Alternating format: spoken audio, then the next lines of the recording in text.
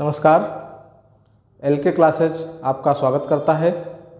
आज की इस वीडियो में हम बात करने वाले हैं रीजनिंग से संबंधित एक चैप्टर कोडिंग और डिकोडिंग के बारे में।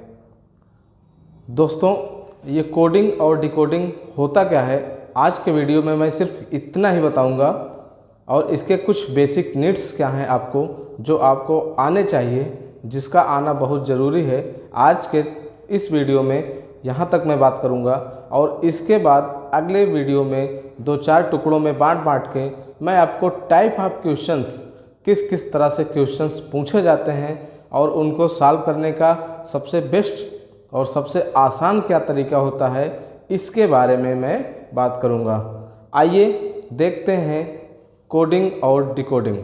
मैं एक दुकान पर काम कर रहा था, वो दुकान थी जनरल स्टोर।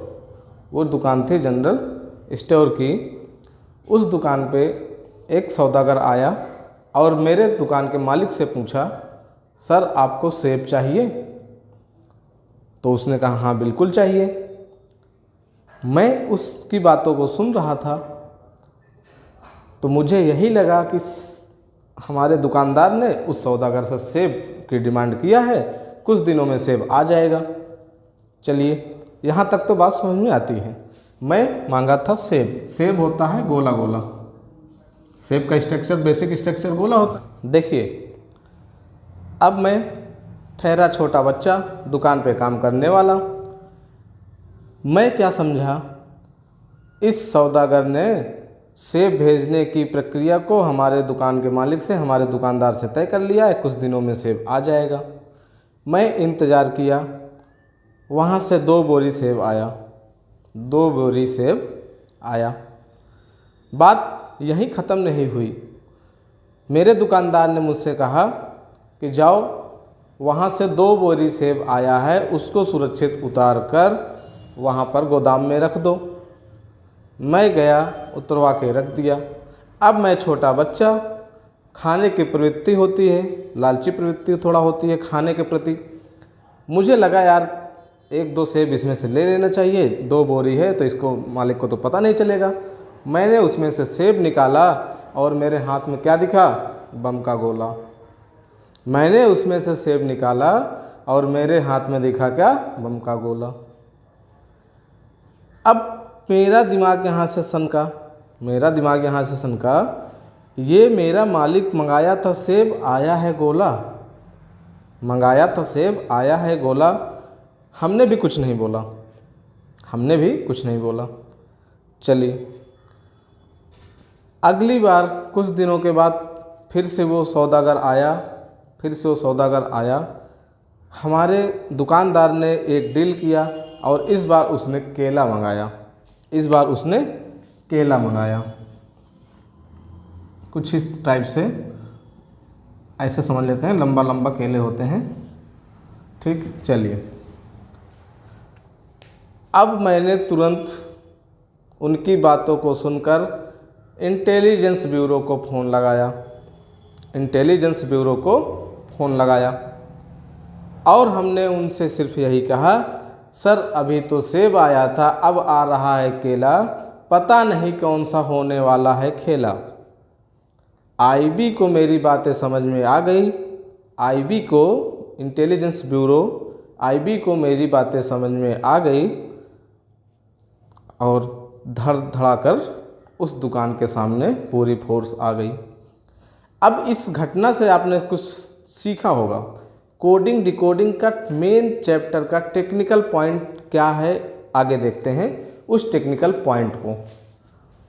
देखिए, कोडिंग और डिकोडिंग बना है मात्र 2 पॉइंट पर। लोग कहते हैं अरे इसमें इतने टाइप से क्वेश्चन आते हैं, इस तरह से पूछे जाते हैं। कुछ नहीं, आपको मेरे बताए हुए केवल 2 रास्तों को चुनना है। सबसे पहला रास्ता ये, पहली बात आपको ये समझनी है कोडिंग होती क्या है।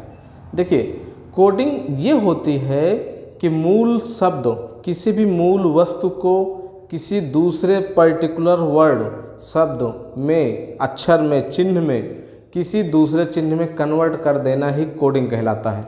जैसे एक मैं लिख कर बताता हूँ, जैसे मैंने लिखा B O Y, boy, B O Y, boy जहाँ जहाँ आएगा मैं उसके लिए @ का इस्तेमाल करूँगा।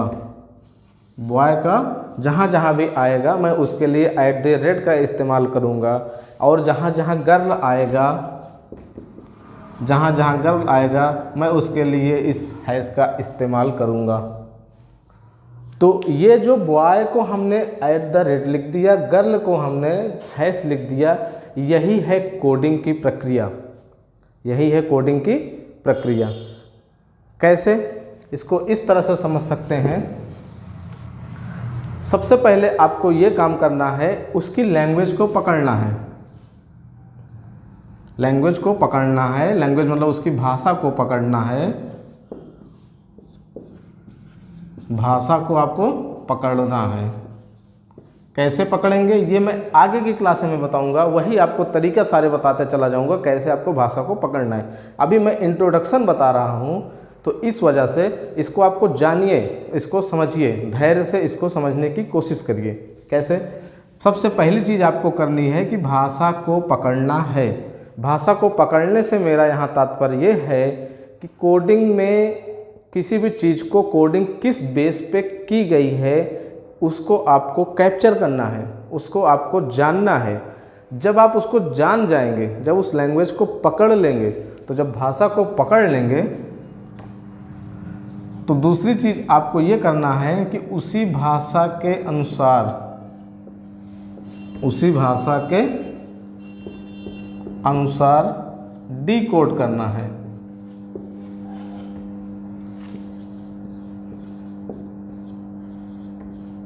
हाँ, क्या करना है?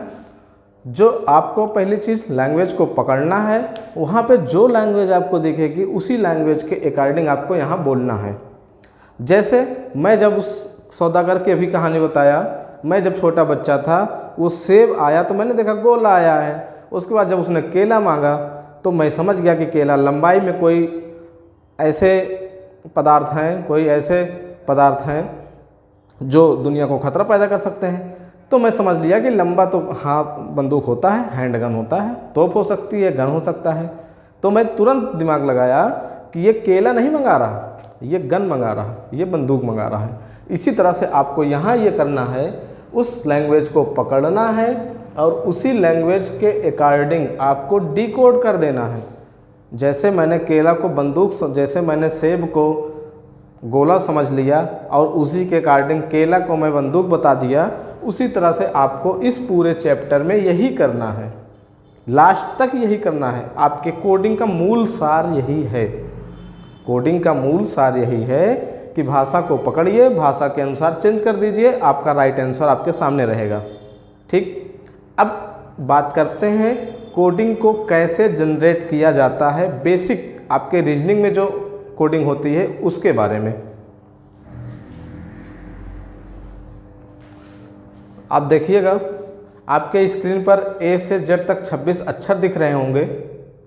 ए B C D E F से लेकर पूरे जेड तक। ए जो होता है ये पहला अक्षर है, बी दूसरा अक्षर है, सी तीसरा अक्षर, डी चौथा, ई पाँचवा, एफ छठवा, सातवां, जी आठवां, एच, इस तरह से 26वां जेड। ये आपको पूरा याद रखना है, ये आपको पूरा याद रखना है, क्योंकि आने वाले दिनों में, आने वाले चैप्टर्स में, आने वाले टाइप ऑफ क्वेश्चंस में आप ये पाएंगे कि इसका बहुत बड़ा रोल होता है। ए से लेकर जेड तक, और ए बी सी डी आपको जेड से लेकर ए तक उल्टी भी आनी चाहिए। जैसे जेड है तो जेड का अपोजिट ए हो जाएगा, इस तरह से वाई का क्या हो जाएगा, बी, सी, डी, ई, फिर एफ, फिर जी, एच, आई, इस तरह से J, K, L, M, N, O, P, Q, R, फिर एस, फिर टी, फिर U, V, W, X, Y and Z. ध्यान दीजिएगा, ये इसको बोलते हैं विपरीत। देखिए, ए का विपरीत जेड, बी का वाई, सी का एक्स, उल्टा, गांव की भाषा में उल्टा। C का X, D का W, E का V, F का U, G का T, इसको भी आपको तैयार कर रखना है। एक उल्टा या विपरीत के लिए एक मंत्र बताता हूँ, इसको भी याद रखिए। देखिए, हमेशा दो अक्षर विपरीत तब होंगे जब उनका प्लेस को ऐड कर दो तो 27 आए। जैसे मेरे पास एक अक्षर है M, इसका मतलब होता है M 13वां स्थान पर है, जोड़ने पे 27 आए, इसका मतलब 14 कम है, तो n = 14। देखिए 13 और 14 को जब जोड़ेंगे तो ये क्या आएगा 27। कोई भी आप दो अक्षर देख लीजिए, जैसे ये देखिए 12, वो कितना है 15, 15 12 27, तो जोड़ने पर हमेशा 27 आएगा, तभी वो आपस में विपरीत होंगे। स्क्रीन पर कुछ दिख रहा है, ये ऐसे बच्चों के लिए है जो अभी मैं बता रहा था कि A से Z तक 26 अक्षर याद कर लें और वो याद करने में असमर्थ हैं।